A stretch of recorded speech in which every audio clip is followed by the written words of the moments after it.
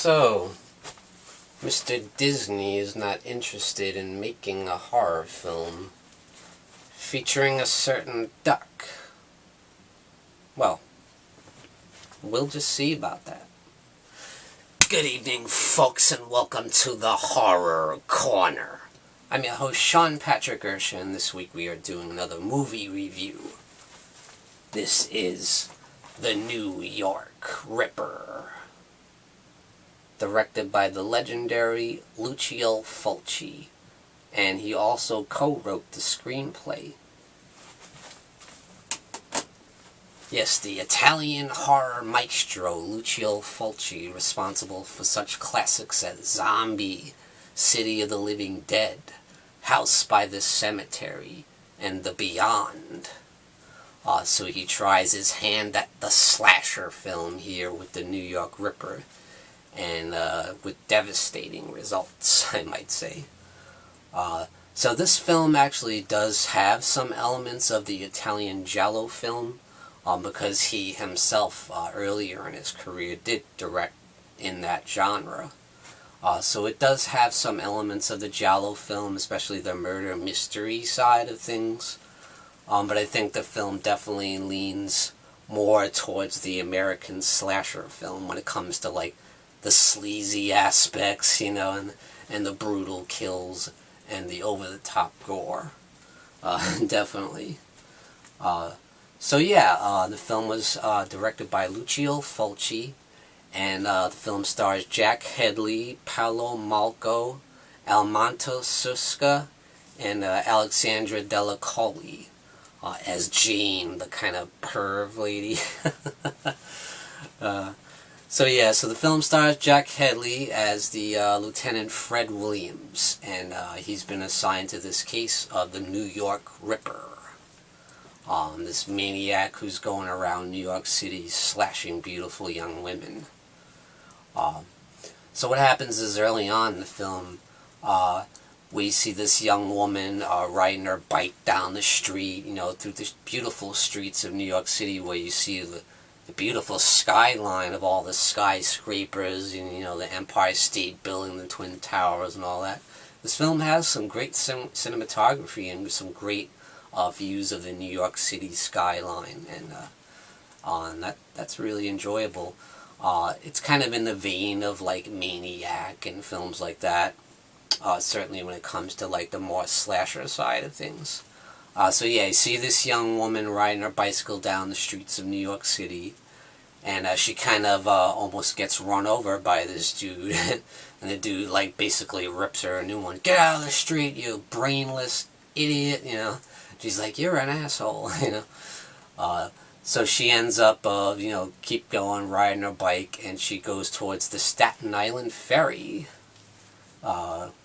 So yeah, certainly a landmark of New York City, the Staten Island ferry. So it's really cool to see that in there. So she goes on to the Staten Island ferry, and she sees the dude's car, and he's gone. He left his car. So she decides to break in the dude's car and kind of, like, vandalize it, mess it all up, and put some lipstick on the windshield saying shit and all that. Probably not a good idea, because guess who's waiting for the New York Ripper? And he carves her a new one, boy, let me tell you. He just carves her like he's carving a birthday cake, you know. It's so vicious, it's so brutal. And at the same time, you hear that the voice of a duck. It sounds like Donald Duck, like kind of a cross between Mickey Mouse and Donald Duck. He's like, "Oh, is that all you can think about is sex?" And then he's like, "Rat, rat, rat, rat, rat." Oh God. Now, what made Lucio Fulci use that voice, I'll never know, and what made him think that would be scary, come off as scary in a film? And it just kind of makes you want to laugh, but then, of course, the kills happen, and then you're like, oh, this guy does mean business, you know, this guy is for real.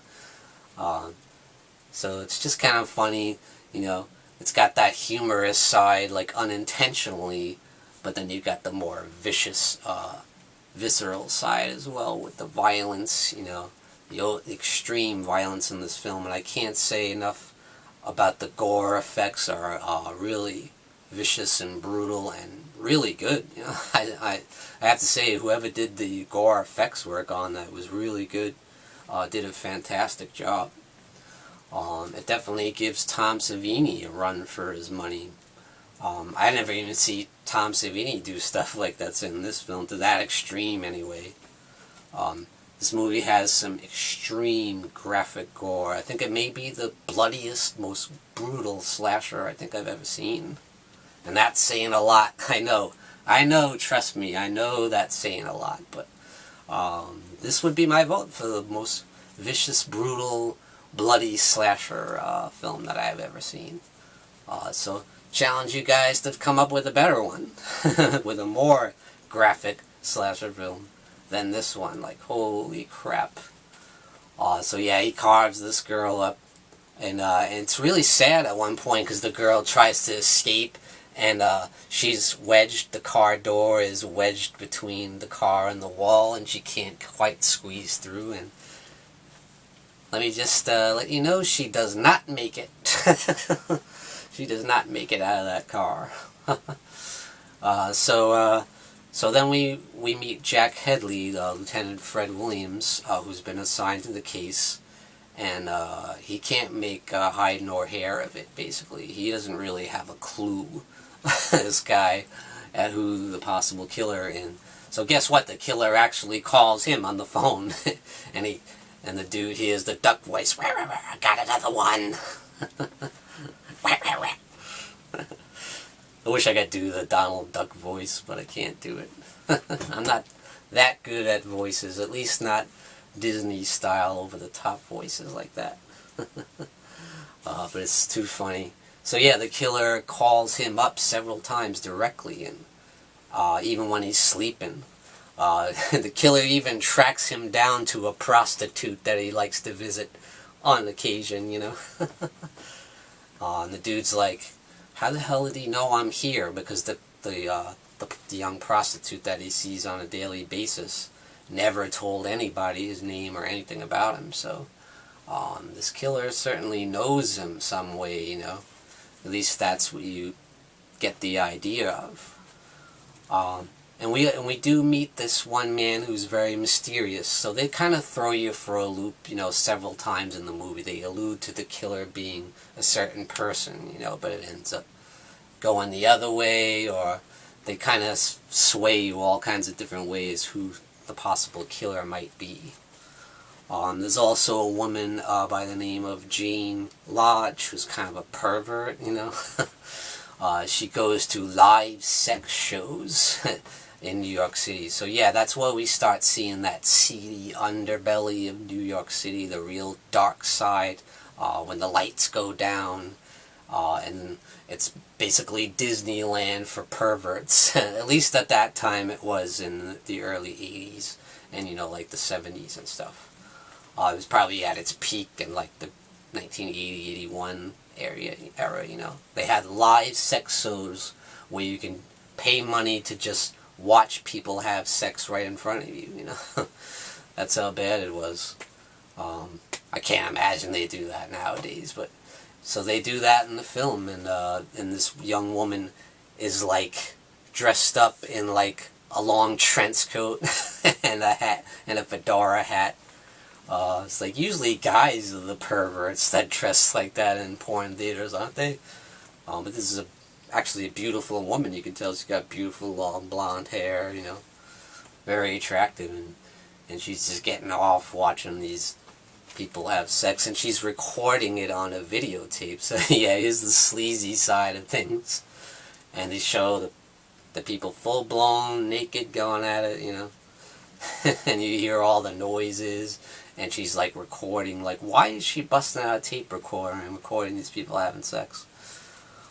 So she kind of gets, seems very suspicious, you know, maybe she has something to do with the murders, you know, because once the woman has sex on stage, she goes off to the dressing room, and she, guess what, meets the New York Ripper and gets killed.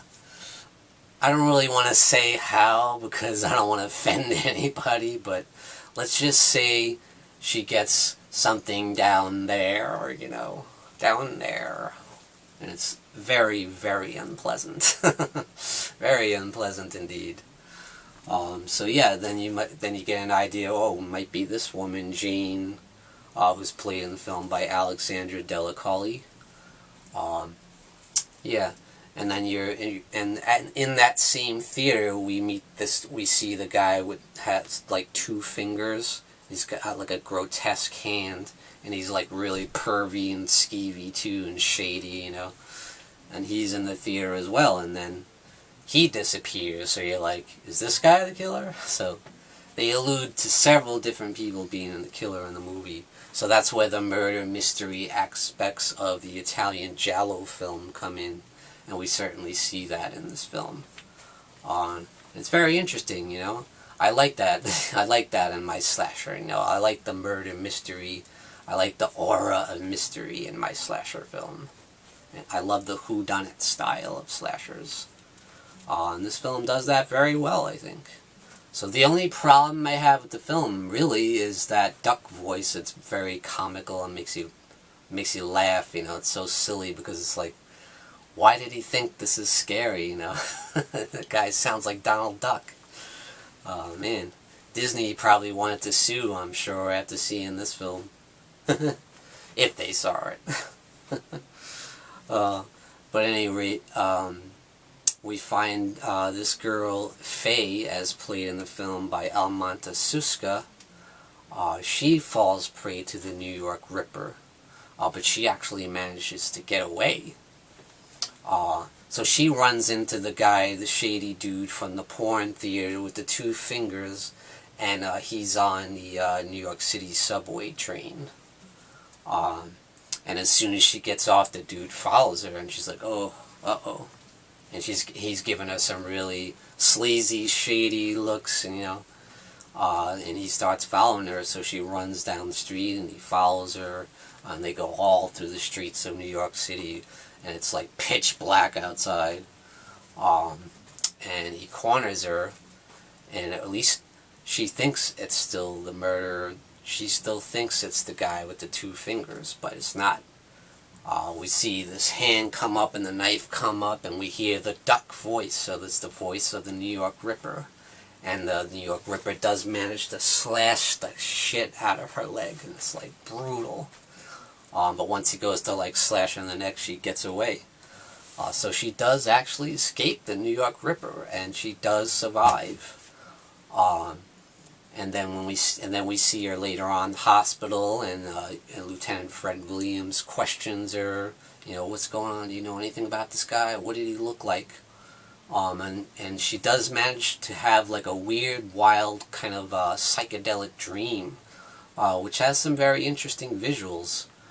And it ends up being like her boyfriend at the end, and her boyfriend like slashes the crap out of her, carves right through her chest, all down to her lower intestines, you know, slashes her throat, slashes her face. Brutal, brutal, brutal. So blood going everywhere, and it's like a phantasmagoric scene, you know. It's like a Fantasia of bloody, gory scenes. I'll bring some more Disney in it for you. Compare it to Fantasia, like a really bloody, brutal Fantasia. That's what this one scene is like. So that's where kind of the Italian giallo aspects come in, the more stylish style of the Italian giallo films that like you see from Dario Argento, or some of Lucio Fulci's earlier work, or Mario Bava. So this film definitely has some really stylish direction at points, you know. It's not just a sleazy, grimy slasher. It is that, but it's also something more. So don't just cast it off if you see it. Don't just cast it off as some nasty, brutal, sleazy slasher film, because it is kind of, it's more than that. It does have elements of the Italian giallo film. It has some style. It's got some good direction by Lucio Fulci. So, yeah, I really enjoy this film. And if you want the gore, man, this guy delivers. If you're a fan of Zombie and House by the Cemetery, and the Beyond and stuff like that, you won't be disappointed, because this film delivers on every level. It is kind of scary, except for the duck voice thing. And it's got some incredible gore effects like you've never seen. And it's got some nice style, some nice direction by Lucio Fulci. I'm not going to sit here and say the acting is like top level, top notch. But I want to point out one scene where this woman is buck naked on a bed, and the dude takes a straight razor, puts it from the top of her forehead down to her eyeball, straight through her eyeball, straight down her face, all the way down her breast, through her nipple. It's insane. It's absolutely insane. Oh god. This movie is so brutal and violent. So yeah, the New York Ripper, guys. If you guys are slasher fans, slasherholics, you do not want to miss this film. So guys, I highly recommend this film if you are a die-hard slasher fan. The New York Ripper. One of the sleaziest slasher films ever made, but it's also got a surprising amount of style in there. Along with the sleaze and the cheese and the blood and gore. There actually is some style in there. So guys, that's it for my review of the New York Ripper. I give it 2 devil horns up, and thank you for joining me, Sean Patrick Erschen, in the Horror Corner. Tune in and stay scared.